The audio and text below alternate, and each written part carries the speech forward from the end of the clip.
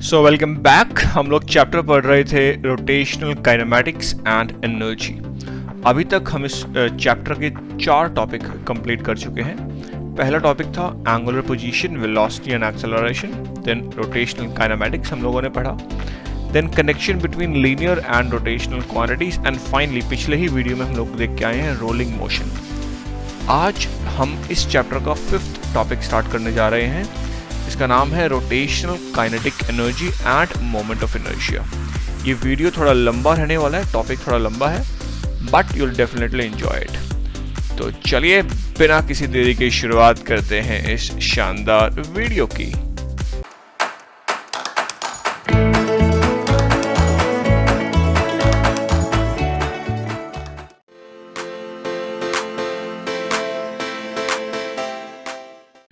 तो चलिए आप समझने की कोशिश करते हैं रोटेशनल काइनेटिक एनर्जी। तो उसके लिए मैं बहुत ही सिंपल एग्जांपल लेके चल रहा हूँ। ये हमारे पास एक पॉइंट मास है। It is connected with this road that have negligible mass and इस एक्सिस पे रोटेट कर रही है। अब हम चाहते हैं इसकी काइनेटिक एनर्जी लिखना। ये हमें मालूम है कि इस पॉइंट पे जो इसकी लीनियर स्पीड होगी पार्टिकल की वो v equals to R omega होगी, अगर एंगुलर स्पीड ओमेगा है तो। इतना हमें सबको मालूम है। ओके देखो, अगर कोई भी ऑब्जेक्ट मोशन में है तो उसके पास काइनेटिक एनर्जी तो वो पोजेस करेगा।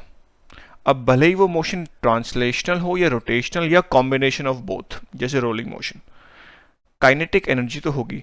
अगर मैं ट्रांसलेशनल काइनेटिक एनर्जी की बात करूं तो वो होती है हाफ mv²। अब रोटेशन में क्या होगी? देखो, रोटेशन के लिए मैं ये वाला फॉर्मूला डायरेक्टली यूज नहीं कर पाऊंगा, क्योंकि जो v है वो चेंज हो रहा है फ्रॉम पॉइंट टू पॉइंट। अगर मैं इस मास को यहाँ पे लेता तो इसकी लीनियर स्पीड कुछ और होती, क्योंकि r कम हो चुका है। यहाँ पे लूँ तब इसकी लीनियर स्पीड कुछ और होगी। तो मैं डायरेक्टली ये एक्सप्रेशन तो यूज़ नहीं कर सकता। तो फिर क्या किया जाए? अब देखो, यहाँ पे लीनियर स्पीड v तो चेंज कर रही है, बट यहाँ पे एक यूनिक वैल्यू है omega, that is constant for each and every particle. अगर मैं इसको यहाँ पे रखूँ, उसी ओमेगा के साथ इसको रोटेट करवाऊँ जितना यहाँ पे करवा रहा था, तो ओमेगा तो सेम ही है। हाँ, लीनियर स्पीड भले ही चेंज हो गई हो, लेकिन ओमेगा तो सेम रहा ना। तो omega is a unique value for in case of rotational motion. ये डिस्क है, मान लो ये डिस्क यहाँ पे सेंटर के अबाउट रोटेट कर रही है with some angular speed omega. तो मैं इस पॉइंट की स्पीड देखूँ एंगुलर स्पीड, या इस पॉइंट की देखूँ, दोनों की एंगुलर स्पीड तो ओमेगा ही है। हाँ, लीनियर स्पीड चेंज हो सकती है depending on the R1 R2, या अगर R1 है या R2 है, लीनियर स्पीड चेंज हो जाएगी, but omega will remain the same. तो एक यूनिक वैल्यू होती है रोटेशनल मोशन में ओमेगा। तो रोटेशनल काइनेटिक एनर्जी लिखने के लिए हम ओमेगा के टर्म्स में लिखते हैं हमेशा। तो अगर मैं इस केस के लिए अगर मैं रोटेशनल काइनेटिक एनर्जी लिखना चाहूँ तो 1/2m। देखो, इस पॉइंट पे इसकी जो लीनियर स्पीड है वो क्या होगा? R omega. तो मैं यहाँ लिख सकता हूँ आर ओमेगा और इसका स्क्वायर, बोलो यार, is equals to 1/2m r² omega square. तो ये होगी kinetic energy, rotational kinetic energy for this point particle moving with angular speed omega. यहाँ पे एक चीज का आपने गौर फरमाया होगा कि यहाँ पे काइनेटिक एनर्जी केवल m और ओमेगा पे नहीं, r² पे भी डिपेंड कर रही है। अब r है क्या? कि एक्सिस से वो मास कितना दूर है। मतलब kinetic energy of rotational motion, it depends on the distribution of mass. ये बहुत इंपॉर्टेंट है। डिस्ट्रीब्यूशन, मास का डिस्ट्रीब्यूशन कैसा है, इस चीज पे डिपेंड कर रही है। एक्सिस से कितना दूर है, कितना पास है। ये तो मैंने अभी सिंगल पार्टिकल लिया है, आगे हम ऐसे भी बॉडी देखेंगे जहाँ पे इनफाइनाइट पार्टिकल्स है, तो उसकी काइनेटिक एनर्जी कैसे निकालेंगे वो भी हम देखने वाले हैं। बट यहाँ से हमें एक चीज़ तो क्लियर होगी कि kinetic energy distribution of mass पे डिपेंड करती है। अगर मैं इस काइनेटिक एनर्जी को इससे कंपेयर करूँ ट्रांसलेशन के साथ, तो देखो v² की जगह तो ओमेगा स्क्वायर आ गया, जो कि समझ में आती है बात। m की जगह mr² आ रहा है। ये बहुत ही इंपॉर्टेंट क्वांटिटी है और साइंटिस्ट ने इसका नाम दिया मोमेंट ऑफ इनर्शिया, I, जिसको हम शॉर्ट में I भी लिखते हैं। जो काम मास ट्रांसलेशनल मोशन में करता है वही काम एम आर स्क्वायर या moment of inertia rotational motion में करता है। तो मैं इसको रिप्लेस कर सकता हूं, अगर मैं काइनेटिक एनर्जी लिखूं रोटेशनल मोशन की, तो ये हो जाएगा हाफ, जो ये एम आर स्क्वायर था इसको हमने नाम दिया, it's special name given moment of inertia I times omega square. तो ये हो गया expression for the rotational kinetic energy. और अगर मैं एसआई यूनिट की बात करूं तो एसआई यूनिट होती है जूल, एंड और ये आई क्या मोमेंट ऑफ इनर्शिया है, तो ये पॉइंट पार्टिकल का मोमेंट ऑफ इनर्शिया, एक्सिस से कुछ आर रेडियस पे अपने पास पॉइंट मास है एम, तो उसका मोमेंट ऑफ इनर्शिया होता है एम आर स्क्वायर। उसके बेसिस पे हमने ये लिख दिया काइनेटिक एनर्जी का expression half I omega square. But ये तो एक सिंपल सा पार्टिकल था, मतलब सिंपल सी बॉडी थी, एक सिंपल सा एक पार्टिकल है, कुछ रेडियस आर पे है और इसका हमने नेग्लिजिबल मास रखा हुआ है। बट अगर बॉडी ऐसी इतनी सिंपल ना हो, इन्फानाइट पार्टिकल्स हो, तब उसका मोमेंट ऑफ इनर्शिया कैसे लिखेंगे? क्योंकि एक बार हमें मोमेंट ऑफ इनर्शिया पता चल गया तो काइनेटिक एनर्जी लिखना कोई बड़ी बात नहीं है, simple half I omega square. I निकाल लो उस बॉडी का, हाफ आई ओमेगा स्क्वायर कर दो, वो काइनेटिक एनर्जी हो जाएगी। अब मुद्दे की बात ये है कि काइनेटिक ये moment of inertia her particle या हर ऑब्जेक्ट का अलग अलग हो सकता है, क्योंकि ये डिपेंड करता है उसके डिस्ट्रीब्यूशन ऑफ मास, क्योंकि एम आर स्क्वायर आ रहा है मोमेंट ऑफ इनर्शिया में। तो अब समझने की कोशिश करते हैं कि आई हम लोग कैसे निकालते हैं फॉर डिफरेंट डिफरेंट ऑब्जेक्ट्स। तो चलिए अब इसको समझते हैं। तो चलिए अब समझने की कोशिश करते हैं कि किसी भी आर्बिट्री ऑब्जेक्ट का अगर हमें मोमेंट ऑफ इनर्शिया लिखना हो तो कैसे लिखेंगे। तो सपोज ये हमारे पास ये ऑब्जेक्ट है, it is rotating with angular speed omega about this axis of rotation. तो पहले हम इसकी काइनेटिक एनर्जी लिखेंगे। देखो इस ऑब्जेक्ट के ऊपर इन्फानाइट पार्टिकल्स हैं, तो इसकी काइनेटिक एनर्जी हम लिखें कैसे? जो एक सिंगल, जो हमने पिछला एग्जांपल लिया था वो तो एक सिंपल सा यहाँ पे एक पॉइंट मास था, हमने सिंपल इसका काइनेटिक एनर्जी लिख पाए थे half M are square omega square, ये लिख दिया था हमने, एक सिंपल सा पार्टिकल था। बट यहाँ पे तो इन्फानाइट पार्टिकल्स हैं, इसकी कैसे काइनेटिक एनर्जी लिखें? तो क्या करेंगे, हर एक पार्टिकल की काइनेटिक एनर्जी लिखेंगे और उस सभी पार्टिकल्स को फिर ऐड कर देंगे। मतलब अगर मैं ये एक पार्टिकल मान के चलूँ फिलहाल, और इसकी काइनेटिक एनर्जी क्या हो गई, हाफ एम आई, मास आई है तो M I R I square omega square, यही होगी काइनेटिक एनर्जी। अब ऐसे अनगिनत पार्टिकल्स हैं, तो अगर मैं इसको सिग्मा, इन सभी को ऐड कर दूं, सिग्मा क्या दिखा रहा है, जितने भी पार्टिकल्स हैं हमारे इस बॉडी के ऊपर उनकी काइनेटिक एनर्जी को हमने ऐड कर दिया है। तो निकल के आ गया ये हाफ, ये sigma half M I R I square omega square.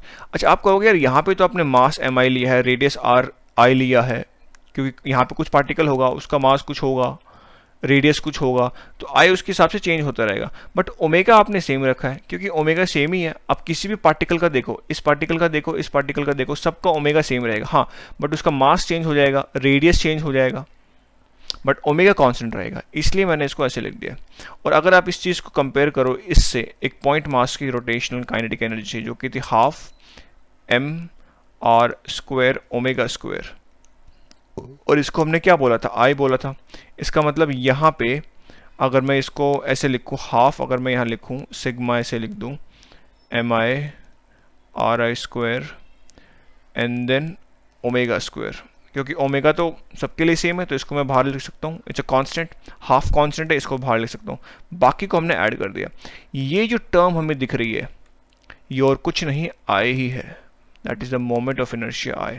तो यहाँ से अगर किसी भी जनरल या किसी भी आर्बिट्री ऑब्जेक्ट का अगर मोमेंट ऑफ इनर्शिया लिखना हो तो उसकी डेफिनेशन यहाँ से निकल के आई, this I will be equals to sigma M I R I square.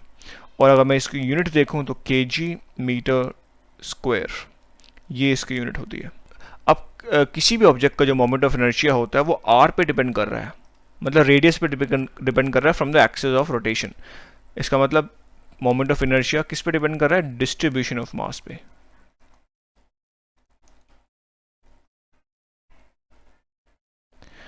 Now I'll take a simple example of this dependency in the following exercise.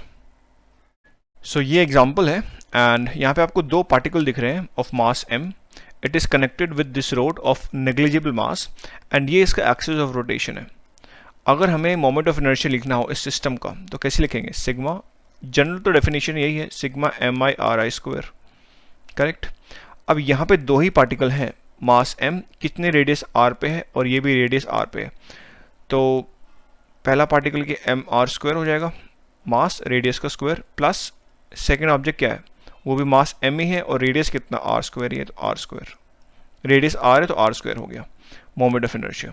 तो यहाँ से I कितना आ गया, 2mr² आ गया। कल को 3 पार्टिकल्स होते तो वहाँ पे तीसरे पार्टिकल का और ऐड कर देते हैं mr², खत्म। तो जनरल डेफिनेशन यही है। और यहाँ से एक बार हमें I पता चल गया तो फिर काइनेटिक एनर्जी लिखना कोई बड़ी बात नहीं है। काइनेटिक एनर्जी हो जाएगी हाफ I ω²। I यहाँ पे पुट करो, ओमेगा तो कांस्टेंट है ही, एंजॉय। तो ऐसे हम लिखते हैं काइनेटिक एनर्जी। और सबसे पहले मुद्दे की बात यही होती है कि पहले हम I निकाल लें and then we can expand. Now next I'll take one more example that will help us to understand the connection between the rotational kinetic energy and the moment of inertia.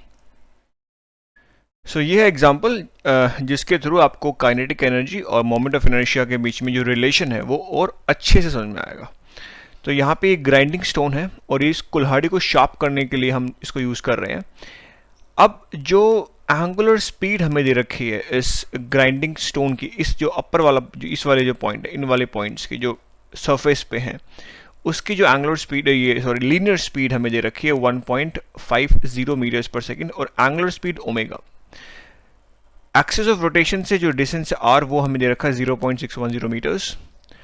And हमें ये भी दिया हुआ है कि जो इस grinding stone की जो काइनेटिक एनर्जी है, जब ये रोटेट कर रहा है इस वक्त इसकी काइनेटिक एनर्जी है 13.0 जूल्स। नाउ हमें निकालना है इसका मोमेंट ऑफ इनर्शिया।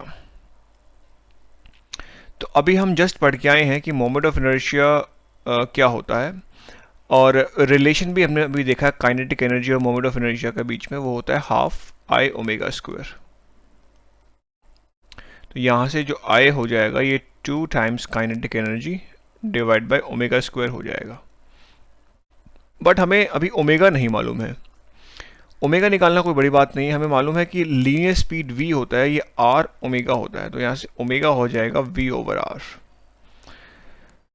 तो ओमेगा हमें निकाल सकते हैं इजीली यहाँ से 1.50 लीनियर स्पीड दे रखी है या टेंजेंशियल स्पीड बोल लो, divide by r is 0.610 metre. Simplify करेंगे you will get this value to be 2.46 radian per second. ये मतलब इस एंगुलर स्पीड से हमारा ग्राइंडिंग स्टोन घूम रहा है और फिर हम x ये जो अपना ये कुल्हाड़ी है इसको पास में लेके आते हैं, उसको शार्पन करते हैं। अच्छा, बट हमें मोमेंट ऑफ इनर्शिया बताना था इसका, तो निकाल देते हैं। 2 टाइम्स काइनेटिक एनर्जी दे रखे 13 जूल्स, ओमेगा हमें दिया अभी निकाला है हमने 2.4046 और इसका कर देंगे स्क्वायर। तो यहाँ से हमारे पास I की वैल्यू निकल के आ जाएगी to be equals to 4.30 kg metre square. अच्छा, एक चीज़ और बोल रहा है कि अगर मैं लीनियर स्पीड को डबल कर दूं, मतलब ये अभी 1.50 है, अगर मैं इसको 3 मीटर्स पर सेकेंड कर दूं तब काइनेटिक एनर्जी में कितना चेंज आएगा ये बताना है। तो देखो काइनेटिक, अगर आप इसको डबल कर रहे हो, ओमेगा को डबल कर रहे हो, सॉरी लीनियर स्पीड v को डबल कर रहे हो, r रिमेनिंग द सेम, तो ओमेगा भी डबल हो जाएगा। और अगर ओमेगा डबल हो गया तो ओमेगा का स्क्वायर कितना हो जाएगा 4, 2 का स्क्वायर 4, तो मतलब जितनी काइनेटिक एनर्जी पहले थी उसकी 4 गुना हो जाएगी। बोला समझ नहीं आएगी क्या इतनी फटाफट क्या बोल दिया। तो काइनेटिक अगर मैं यहाँ से लिखूँ काइनेटिक एनर्जी का एक्सप्रेशन, तो हाफ I ω² होता है,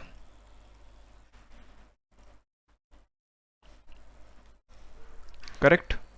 और I तो सेम ही रहा अभी, तो I हमारे पास कितना है 4.30। अच्छा, ओमेगा स्क्वायर अभी ओमेगा नहीं मालूम है, तो ओमेगा निकाल लेंगे v/r से, इसको डबल कर देंगे 3 टाइम्स, मतलब 2 टाइम्स कर देंगे तो 3 डिवाइड बाई 0.610 हो जाएगा, मतलब बेसिकली इसका डबल हो जाएगा। तो इसका डबल हो जाएगा 4.92 और इसको स्क्वायर करेंगे तो आ जाएगा 52 जूल्स। देखो इसका 4 गुना हो गया। ये हम डायरेक्टली, मैं पीछे से कह रहा था कि अगर आप v को डबल करोगे, इसको 2 टाइम्स करोगे, तो मतलब ये भी 2 टाइम्स हो जाएगा। इसको 2 टाइम, ये जब 2 टाइम्स हो गया, तो यहाँ जब ये 2 ओमेगा का स्क्वायर करोगे तो काइनेटिक एनर्जी 4 टाइम्स ना हो जाए। तो मैं डायरेक्टली भी बता सकता था, ये सब कुछ करने की ज़रूरत नहीं थी। तो ये है क्वेश्चन। अब मूव ऑन करते हैं नेक्स्ट टॉपिक पे, जहाँ पे हम मोमेंट ऑफ इनर्शिया पढ़ेंगे डिफरेंट शेप्स का। सो अभी तक हमने जाना कि जो मोमेंट ऑफ इनर्शिया है ये डिस्ट्रीब्यूशन ऑफ मास, उसके शेप, एक्सिस ऑफ रोटेशन, इन सब पे डिपेंड करता है। अब हम निकालने की कोशिश करते हैं, अगर डिफरेंट शेप्स हों ऑब्जेक्ट की, तो उसकी मोमेंट ऑफ इनर्शिया हम कैसे लिखते हैं। हम जनरलाइज एक फॉर्मूला बना लेंगे जो कि हमें एक तरीके से मेमोराइज रखना है कि हाँ ये चीज़, इसका अगर हमें कुछ हूप दे दिया या कुछ सिलेंडर दे दिया, तो उसका मोमेंट ऑफ इनर्शिया का जो फॉर्मूला है वो डायरेक्टली आपके दिमाग में सेट होना चाहिए। तो हम अभी पहले ड्राइव करेंगे हर एक फॉर्मूला वन बाय वन। तो यहाँ पे सपोज़ कि ये हूप है हमारे पास, और इसका जो मास है, पूरे बॉडी का मास, वो कैपिटल M है। एंड ये पूरा मास इस रेडियस R, ये जो एक्सिस ऑफ रोटेशन है ये है, यहाँ पे रेडियस R पे ये कॉन्सेंट्रेटेड है। अच्छा, अगर हमें अब इसका मोमेंट ऑफ इनर्शिया लिखना है तो कैसे लिखेंगे? I equals to sigma mi ri square, मतलब हर एक एलिमेंट का मोमेंट ऑफ इनर्शिया लिखेंगे और उसको सम कर देंगे। जैसे हमने ये एक एलिमेंट मान लिया छोटा सा, इसका मास mi छोटा सा, रेडियस तो ri है, उसका स्क्वायर। अच्छा, अब ये ri एक्चुअली है कितना? ये r ही है। अगर मैं ये वाला ये मानता तब भी इसका भी r ही है, अगर मैं इसको मानूं तब भी r, क्योंकि जितना भी मास है ये एट अ डिस्टेंस r है from the centre of rotation. तो क्या मैं इसको sigma mi into r square ऐसे लिख दूं? यार एक ही बात है, क्योंकि जितने भी मास हैं, छोटे छोटे एलिमेंट्स हैं, वो सभी एक बिल्कुल सेम रेडियस पे हैं। तो मैं इसको कैपिटल R स्क्वायर भी लिख सकता हूँ, जितना भी मासेस हैं उसके हिसाब से। अच्छा, अब ये सिग्मा m, ये हमें क्या डोनेट कर रहा है? ये क्या हमें क्या बता रहा है? Sigma m the sum of all these elements, small small elements. और इन सब का अगर मैं सम कर दूँ इन सभी एलिमेंट्स का, तो वो क्या बन जाएगा? कैपिटल M, क्योंकि पूरी बॉडी का मास कितना है? Capital M। तो mr स्क्वायर ना लिख दूँ सीधा सीधा? तो अगर मैं किसी हुप की बात करूँ तो उसका मोमेंट ऑफ इनर्शिया ये होता है simple, I equals to m are square. एक बार हमें मोमेंट ऑफ इनर्शिया पता चल गया तो उसकी हमें काइनेटिक एनर्जी लिखना हो तो हम इजीली लिख पाएंगे। Kinetic energy is what? Half I omega square. I पता चल गया, ओमेगा पता कर लो कितने ओमेगा से घूम रहा है, काइनेटिक एनर्जी हम लिख देंगे। अच्छा, अगर कल को ये हूप ना, ये एक तरीके से पूरा एक, जैसे अभी तो हमने जो मास था ये हमने बिल्कुल इसके रिम पे माना, सर्कमफ्रेंस पे माना, बट ये मास अगर डिस्ट्रीब्यूटेड हो पूरे के ऊपर, इस पूरे के पूरे मास m, और ये सेंटर से रोटेट कर रहा हो, तब इसका मोमेंट ऑफ इनर्शिया कैसे लिखेंगे? देखते हैं इस चीज़ को भी। तो ये है हमारे पास बॉडी, एंड यहाँ पे मास यूनिफॉर्मली डिस्ट्रीब्यूटेड है। This is uniformly distributed mass.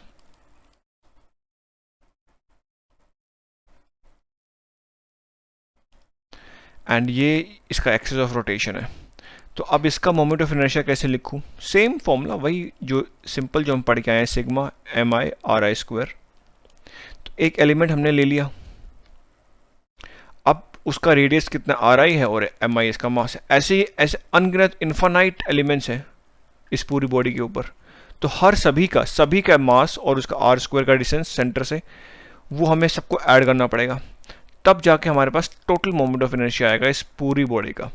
But आप यहाँ पे एक चीज़ गौर फरमाइए कि सेंटर से, ये एक्सिस ऑफ रोटेशन से मास काफ़ी पास में, इधर भी है मास, इधर भी है, इधर भी है, इधर भी है, इधर भी है। पिछला वाला जो था उसमें जो मास था वो पूरा एक आर स्क्वायर पे कॉन्सेंट्रेटेड था, यहाँ पे कॉन्सेंट्रेटेड था, यहाँ पे इसकी सर्कमफ्रेंस के ऊपर, बट यहाँ पे पूरा यूनिफॉर्मली डिस्ट्रीब्यूटेड है। तो इस केस में जो मोमेंट ऑफ इनर्शिया आता है वो कम आएगा, क्योंकि एक्सिस के पास है ना। आई होता ही क्या है, ये आर, मतलब एक्सिस से जितना दूर मास है उतना मोमेंट ऑफ इनर्शिया ज़्यादा हो गया, बट यहाँ पे एक्सिस के पास है सब सारे मास ज़्यादातर। तो हम एक डिटेल्ड कैलकुलेशंस होता है इसमें, बेसिकली हमें कैलकुलस का यूज़ करना पड़ेगा, इंटीग्रेशन का यूज़ करना पड़ेगा, तब जाके एक फॉर्मूला निकल के आता है। मैं डायरेक्ट फॉर्मूला लिख रहा हूँ, आपको ज़्यादा ज़रूरत नहीं है पूरा इंटीग्रेशन का और पूरा वो जानने की, सिंपल आपको उसको मेमोराइज कर, कुछ ही चीज़ें हैं जो मैं शायद मैं पहली बार ही बोल रहा हूँ पूरे फिजिक्स के लेक्चर्स में कि कुछ चीज़ें आपको मेमोराइज करनी है। तो ये फॉर्मूले आपको डायरेक्टली दिमाग में सेट होने चाहिए कि इसका जो मोमेंट ऑफ इनर्शिया होता है ये हाफ mr² होता है। इसको हम बोलते हैं डिस्क। तो डिस्क का moment of inertia half mr²। और हुप का मोमेंट ऑफ इनर्शिया अभी हमने निकाला I इक्वल्स टू mr²। ऐसे बहुत सारी शेप्स हैं अपने यूनिवर्स में। सिलेंडर, यूनिफॉर्म शेप की बात कर रहा हूँ अभी मैं, सिलेंडर, स्फेयर, तो उनका मोमेंट ऑफ इनर्शिया क्या होता है, उनके डायरेक्ट फॉर्मूले में आपको बताने जा रहा हूँ अब। सो यहाँ पे मैंने moment of inertia different shapes के मैंने यहाँ लिख दिए। अगर मैं हुप की बात करूँ तो ये मैं अभी निकाल के आया हूँ, I equals to mr²। Disc half mr² होता है। अच्छा, यहाँ से आपको जितने भी फॉर्मूलेज हैं मोमेंट ऑफ इनर्शिया के, यहाँ पे एक चीज़ समझ में आ रही होगी, मोमेंट ऑफ इनर्शिया I जो लिखा गया यहाँ पे कुछ कांस्टेंट है, साथ में mr² है। कांस्टेंट सबके लिए चेंज हो रहा है। अब जैसे यहाँ पे लेंथ था तो ये L² के टर्म्स में आ गया, ये भी mr² है, mr², सिर्फ एक कांस्टेंट चेंज हो रहा है, ये कांस्टेंट चेंज हो रहा है। यहाँ पे कांस्टेंट 1 है, यहाँ पे 1/2 है। तो ये चीज़ यहाँ से देखने वाली बात है। नेक्स्ट जो हम देख सकते हैं वो ये बात कि जो मोमेंट ऑफ इनर्शिया है वो दो चीज़ पे डिपेंड कर रहा है, एक तो शेप क्या है ऑब्जेक्ट की, और साथ में मास डिस्ट्रीब्यूशन कैसा है। अब देखो यहाँ पे दोनों का मास, टोटल मास है वो कैपिटल M ही है, बट डिस्ट्रीब्यूशन अलग है। एक्सिस से ये जो मास M है ये पूरा इस रेडियस R पे कॉन्सेंट्रेटेड है, बट ये पूरा यूनिफॉर्मली डिस्ट्रीब्यूटेड है, तो इसलिए इसका मोमेंट ऑफ इनर्शिया हो गया कम। एक्सिस ऑफ रोटेशन से मास जितना ज़्यादा दूर होगा उतना ज़्यादा मोमेंट ऑफ इनर्शिया होगा। ऐसे ही मैं स्फेयर की बात करूं तो देखो ये सॉलिड स्फेयर है, ये होलो स्फेयर है, बीच में से खाली है, तो इसका जो मोमेंट ऑफ इनर्शिया 2/3 है, 2/3 अप्रॉक्स 0.667 होता है, और 2/5 देखोगे तो 0.4 होता है mr²। तो देख रहे हो जो सॉलिड स्फेयर है उसका मोमेंट ऑफ इनर्शिया कम आया है एज कंपेयर टू दिस। ऐसे सॉलिड प्लेट की बात करूं, अच्छा इसमें जितने भी एक्सिस ऑफ जो रोटेशन है it is perpendicular to the plane of the this sphere बोल लो या हुप बोल लो, बट इस केस में ये वाला जो है ये इसमें जो एक्सिस ऑफ रोटेशन है it passes through the centre and it is in the plane of plate. इसके लिए हाफ ml² होता है, यहाँ पे परपेंडिकुलर है, तो यहाँ पे जो मोमेंट ऑफ इनर्शिया आया वो आया 1/12 m L² plus W², L being the length, W being the width. तो ये कुछ जनरल शेप्स हैं जिसके मोमेंट ऑफ इनर्शिया आपको दिमाग में फिट होने चाहिए कि हाँ ये आया तो इसका मोमेंट ऑफ इनर्शिया ये होता है, दैट्स इट। तो कुछ ही ये चीज़ें फिजिक्स में जो आपको शायद याद करनी पड़े, उनमें से ये चीज़ है जिनके फॉर्मूलेज आपको एज इट इज़ याद होने चाहिए। एंड इन फॉर्मूलेज को याद करने का बहुत फ़ायदा आपको मिलेगा आने वाले कुछ वीडियोज़ में। ये चीज़ आप जानोगे कि अगर आप किसी भी जनरल शेप का ऑब्जेक्ट का मोमेंट ऑफ इनर्शिया आपको पता है, उसका फॉर्मूला याद है, तो उसके थ्रू आप क्या क्या बता सकते हैं, बहुत कुछ बता सकते हैं। तो चलिए अभी हम उसके एक प्रैक्टिकल एप्लीकेशन ही देख लेते हैं। अभी कुछ सेकंड में आप देख लोगे कि आप इसका मोमेंट ऑफ इनर्शिया से अगर कुछ कम ज़्यादा होता है तो क्या क्या फ़र्क पड़ता है, आपकी खुद की लाइफ पे फ़र्क पड़ने वाला है। अगर मोमेंट ऑफ इनर्शिया, अगर मैं अर्थ की बात करूँ, अर्थ का अगर मोमेंट ऑफ इनर्शिया कम ज़्यादा हो जाएगा तो पूरी दुनिया ही बदल जाएगी। कैसे बदलेगी जानते हैं अभी। तो चलिए अब मोमेंट ऑफ इनर्शिया हम देखते हैं अर्थ का। हमें पता है अर्थ भी अपने एक्सिस पे रोटेट करती है, और अगर मैं अर्थ को एक सॉलिड स्फेयर मानूं तो अर्थ का मैं मोमेंट ऑफ इनर्शिया क्या लिख सकता हूं, 2/5 me। देखो अगर आपको फॉर्मूला याद है आप डायरेक्ट लिख सकते हो me/re², जो कि 0.4 me/re² मैं ऐसे भी लिख सकता हूं अगर मैं इसको सॉलिड स्फेयर मानूं of uniform mass. But actually जो मास है अर्थ पे वो यूनिफॉर्मली डिस्ट्रीब्यूटेड नहीं होता है। एक्सिस के पास जो इनर कोर है, यहाँ पे ये अगर मैं एक्सिस मानूं तो ये जो इनर कोर है, यहाँ पे जो इनर कोर है, यहाँ पे एक्सिस के पास जो डेंसिटी है वो ज़्यादा है, मतलब यहाँ पे मास ज़्यादा है एक्सिस के पास, और जैसे जैसे हम दूर जा रहे हैं एक्सिस से, एक्सिस ऑफ रोटेशन से, वैसे वैसे डेंसिटी कम होती जा रही है। तो एक्चुअल में मतलब कि जो ज़्यादा मास तो पास में है और बाहर मास कम है, तो इसका मतलब क्या मैं ये बोल सकता हूँ कि जो एक्चुअल जो मोमेंट ऑफ इनर्शिया होगा वो इसका थोड़ा कम होगा यूनिफॉर्म से, क्योंकि ज़्यादा मास तो पास में है ना। अगर मास एक्सिस के पास में है तो मोमेंट ऑफ इनर्शिया कम होगा, सिंपल सी बात है, पीछे देख के आ चुके हैं। तो ये चीज़ मैं क्या लिख सकता हूँ, अब जो रियल जो वैल्यू होती है वो मैं लिख रहा हूँ यहाँ पे 0.331 ME और ई स्क्वायर, ये होता है एक्चुअल में, थोड़ा कम है इससे, जो यूनिफॉर्म से थोड़ा कम है। अच्छा, बट अगर सोचो जो अपने पोलर आइस हैं जो कि एक्सिस के पास में है, यहाँ पे एक्सिस के पास में है पोलर आइस, अगर वो मेल्ट हो जाए, आइस अगर मेल्ट हो जाए तो वो कहाँ जाएंगी, समुद्र में चली जाएंगी।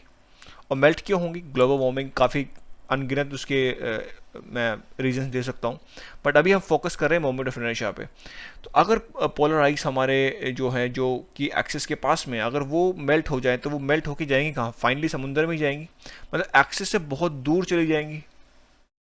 अब जब मास एक्सिस से दूर जा रहा है तो मोमेंट ऑफ इनर्शिया बढ़ जाएगा, अर्थ का मोमेंट ऑफ इनर्शिया बढ़ जाएगा, क्योंकि एक्सिस से मास जितना ज़्यादा दूर उतना ज़्यादा मोमेंट ऑफ इनर्शिया।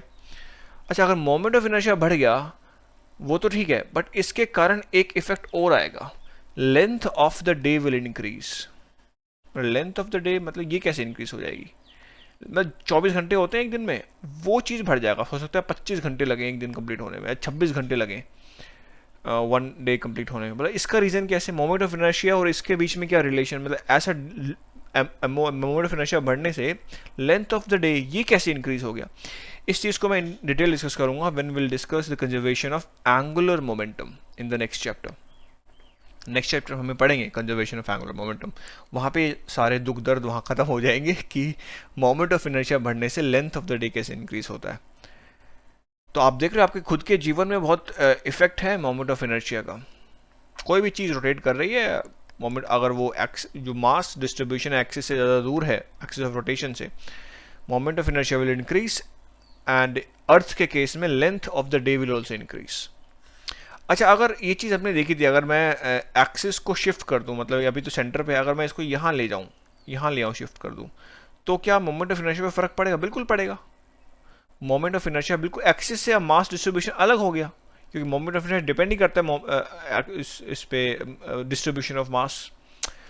तो चलिए उसको एक एग्जांपल से समझते हैं कि अगर मैं एक्सिस को शिफ्ट करता हूँ तो मोमेंट ऑफ इनर्शिया पे क्या और कैसे फ़र्क पड़ता है। तो ये है एग्जांपल, ये वाला अभी हम जस्ट अभी कुछ देर पहले हमने इसका मोमेंट ऑफ इनर्शिया निकाला था कि ये इसका एक्सिस ऑफ रोटेशन है और ये दो मास पार्टिकल है, ये जो रोड है ये मासलेस है। तो इसका मोमेंट ऑफ इनर्शिया अभी हमने देखा था, ये था 2mr², कोई बड़ी बात नहीं है। एक्सिस ऑफ रोटेशन से r है, अच्छा ये कैपिटल R मुझे लिखना पड़ेगा, तो कैपिटल R² हो जाएगा। तो ये हो गया अपने पास इस वाले का मोमेंट ऑफ इनर्शिया, अगर एक्सिस ऑफ रोटेशन ये है। बट कल को अगर मैं एक्सिस ऑफ रोटेशन चेंज कर दूँ, यहाँ से इसको रोटेट करने लग जाऊँ, तब मोमेंट ऑफ इनर्शिया क्या होगा, सेम हम फॉर्मूला तो वही रहेगा, सिग्मा MIR, जो जनरल फॉर्मूला है बेसिकली, वो चीज़ तो यही है। अच्छा, यहाँ पे केवल दो मास पार्टिकल है, तो उन दोनों का ही हम मोमेंट ऑफ इनर्शिया देखेंगे। एक तो ये है जो कि खुद के एक्सिस पे ही है, जहाँ पे रोटेट कर रहा है, यही इसी पॉइंट पे रोटेट कर रहा है, तो इसका रेडियस तो जीरो हो जाएगा एक्सिस ऑफ रोटेशन से, तो m/0 प्लस, अब ये वाला जो मास है ये एक्सिस से 2r डिस्टेंस पे है, तो m/2r का स्क्वायर हो जाएगा, ये हो जाएगा मोमेंट ऑफ इनर्शिया इस केस में। तो यहाँ से कितना आ जाएगा, 4mr², देख रहे हो, 2 टाइम्स हो गया है, ये 2mr² था, जैसे हमने एक्सिस शिफ्ट किया 4 टाइम, ये 4 टाइम्स mr² हो गया, पहले 2 टाइम्स mr² था। तो जी हाँ, बिल्कुल एक्सिस ऑफ रोटेशन से मोमेंट ऑफ इनर्शिया चेंज होता है। अगर अर्थ का भी अगर मैं एक्सिस ऑफ रोटेशन चेंज कर दूं, जो कि थोड़ा टिल्टेड है, ऐसे है, अगर मैं कल को इसको यहाँ कर दूं तो मोमेंट ऑफ इनर्शिया बिल्कुल चेंज हो जाएगा। तो चलिए अब मूव ऑन करते हैं नेक्स्ट टॉपिक पे, जहाँ पे हम जो अभी तक हमने पढ़ा है basically the moment of inertia और रोटेशनल मोशन, इनमें एक थोड़ा लीनियर मोशन और रोटेशनल मोशन में थोड़ा एक कनेक्शन और देख लेते हैं, या एनालॉजी बेसिकली मैं कहूँगा, एनालॉजी देख लेते हैं। सो यहाँ पे हम लोग एनालॉजीज देखेंगे of the kinetic energy in linear motion and the angular motion और द रोटेशनल मोशन। तो अगर मैं लीनियर के टर्म में बात करूँ तो काइनेटिक एनर्जी हम न जाने कितनी बार लिख चुके हैं, ये होता है 12mv²। और अगर मैं एंगुलर क्वांटिटी के टर्म में बात करूं या रोटेशनल मोशन के बारे में बात करूं, तब इसी वीडियो हमने देखा काइनेटिक एनर्जी होती है 12I⍵²। अच्छा, v जो है, जो ओमेगा के टर्म में ये ओमेगा से रिप्लेस हुआ है, ये चीज़ हम काइनेमेटिक्स जब हम रोटेशनल काइनेमेटिक्स जब हमने पढ़ा था तब भी देखा था। बट यहाँ पे हमने एक चीज़ और जानी है कि जो मास है वो आई में चेंज हो जाता है। मतलब जो काम मास लीनियर मोशन में करता था वही काम आई एंगुलर रोटेशनल मोशन में करता है। अगर आई की वैल्यू ज़्यादा है तो मतलब क्या है इसका, जो ऑब्जेक्ट है it is more resistance to any change in its angular velocity. अगर आई ज़्यादा है तो किसी भी ऑब्जेक्ट को घुमाना मुश्किल होगा, और एक बार वो घूमने लग गया तो उसको रोकना भी मुश्किल होगा। जैसे अगर मैं ये अपने पास ये हूप की बात करूं, ये हूप है, पूरा का पूरा मास इसके सरकमफ्रेंस पे लोकेटेड है, और एक ये है अपने पास सॉलिड्स, ये डिस्क मान लो उसको सॉलिड डिस्क है। दोनों का मास कैपिटल एम ही है, टोटल मास जो है कैपिटल एम ही है। दोनों को मैंने एंगुलर स्पीड दी ओमेगा, इसको भी दी एंगुलर स्पीड ओमेगा। इसको इनिशियली रोटेट करवाना मुश्किल पड़ेगा, इसको रोटेट करवाना थोड़ा इजी पड़ेगा क्योंकि इसका मोमेंट ऑफ इनर्शिया कम होता है। बट एक बार ये घूमने लग गया तो फिर इसको रोकना मुश्किल है, क्योंकि आई का मतलब यही है, it will resist to any change in its angular velocity. Angular velocity के चेंज को रजिस्ट करेगा। ये आई का अगर ज़्यादा है इसका मतलब यही है कि जो एंगुलर वेलोसिटी है उसमें अगर कुछ चेंजेस आ रहे हैं उसको रजिस्ट करेगा। अब अगर आई ज़्यादा है तो ये एंगुलर वेलोसिटी हम चेंज करने की कोशिश कर रहे हैं, बढ़ा रहे हैं, इंक्रीज कर रहे हैं। पहले रेस्ट पे था, अब इसको इंक्रीज कर रहे हैं तो और चेंज करेगा कि नहीं बढ़ने दूंगा, नहीं बढ़ने दूंगा, आई ज़्यादा है मेरा। बट अब एक बार जब वो घूमने लग गया, हमने पूरी दम लगा के उसको घुमा दिया, अब हम उसको रोकने की कोशिश कर रहे हैं, तब भी वो चेंज करेगा कि नहीं मैं तो घूम रहा हूँ, घूमते ही रहूँगा, रजिस्ट करेगा इस चीज़ क्योंकि आई ज़्यादा है। बट इस केस में आई कम है तो ये ईजिली घूम जाएगा और रुक भी ईजिली जाएगा। इस चीज़ को मैं फिर से इन डिटेल डिस्कस करूँगा when we'll discuss the angular momentum in the next chapter। तो चलिए अब एक क्वेश्चन देखते हैं, एक प्रैक्टिस क्वेश्चन मैं आप लोगों को दूंगा and then will going to end this video. So ये है प्रैक्टिस क्वेश्चन जो आपको खुद से करना है। यहाँ पे आपको 4 पॉइंट मास दिख रहे हैं, 1 2 3 4। चारों के जो मासेस है वो स्मॉल m ही है, एंड ये चारों मासेस इन रोड से कनेक्टेड है ऑफ नेग्लिजिबल मास, इनके मास नहीं है, रोड का हम मास नेग्लेक्ट कर सकते हैं। अब क्या कर रहे हैं, हम इस सिस्टम को रोटेट करवा रहे हैं। एक बार इस वाले एक्सिस से रोटेट करवाया, एक्सिस 1 से, एक बार यहाँ से रोटेट करवाया सेंटर से, एक बार एक्सिस 3 से, और एक बार एक्सिस 4 से। तो हम एक्सिस शिफ्ट कर रहे हैं तो मोमेंट ऑफ इनर्शिया भी चेंज होगा। तो आपको रैंक करना है इन सभी के moment of inertia in the increasing order. For example, अगर I4 का मैक्सिमम है, ये I4 अगर मैक्सिमम है और I1 मिनिमम है, तो I1 को हम सबसे पहले लिखेंगे एंड देन इससे बड़ा and finally maximum. Increasing order में हमें रैंक करना है। अगर कोई किसी दो के मोमेंट ऑफ इनर्शिया सेम आ जाते हैं तो वहाँ पे आप इक्वल साइन लगा सकते हैं। तो ये है क्वेश्चन जो आपको खुद से करना है, एंड आई होप कि इतना कुछ एक्सप्लेन करने के बाद ये क्वेश्चन आप इजीली कर ले जाएंगे and you will definitely give the answer in the comment box below. अगर फिर भी कोई दिक्कत आती है you can ask me any time anywhere from the comfort of your home. And अभी के लिए इस वीडियो में इतना ही। आई होप कि आपको पूरा मोमेंट ऑफ इनर्शिया समझ में आया होगा। एंड तो चलिए, हाँ एक चीज़ और, नेक्स्ट वीडियो में हम लोग लास्ट टॉपिक डिस्कस करेंगे from this chapter which is conservation of energy. उसके बाद ये चैप्टर पूरा कंप्लीट हो जाएगा। सो अभी के लिए गुड बाय, अपना बहुत ही ख्याल रखिएगा। Thank you.